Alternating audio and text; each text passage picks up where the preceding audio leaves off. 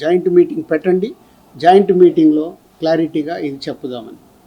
So joint మీటింగ్కి 23 అనుకున్నారు, 24 పెట్టారు. ఈ లోపలనే ఈ ఎపిసోడ్ అంతా ఇంకొక సైడ్ డైవర్ట్ అయింది. అది మీ అందరికీ తెలిసిందే. కళ్యాణ్ గారి సినిమా మీదకి ఇది డైవర్ట్ అయ్యి కళ్యాణ్ గారి సినిమాని ఇలా అనుకుంటున్నారు. దాంట్లో మేబీ నా పేరు డైరెక్ట్గా ఎక్కడా రాలేదు కానీ ఇండైరెక్ట్గానే వచ్చిందని అందరూ చెప్తున్నారు.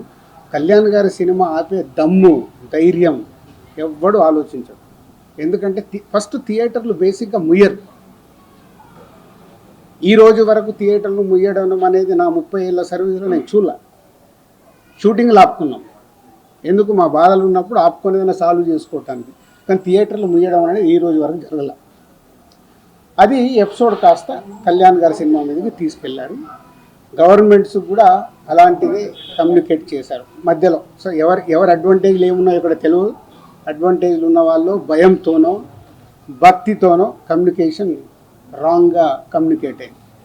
సో అప్పుడు దుర్గేష్ గారు మినిస్టర్ నాతో మాట్లాడడం జరిగింది. ఆ రోజు కూడా నేను చెప్పాను, సార్ థియేటర్లు ముయ్యరు, అది జరిగింది, జాయింట్ మీటింగ్ ఉంది, జాయింట్ మీటింగ్లో క్లారిటీ వచ్చేస్తుంది.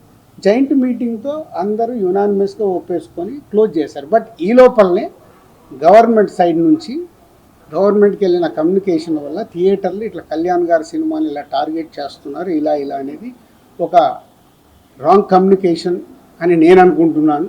మరి అది వాళ్ళకి రాంగ్గా వెళ్ళిందా రైట్గా వెళ్ళిందా నాకు తెలియదు.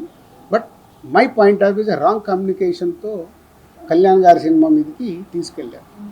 మే 30 అప్పటికే భైరవం అనౌన్స్ అయింది.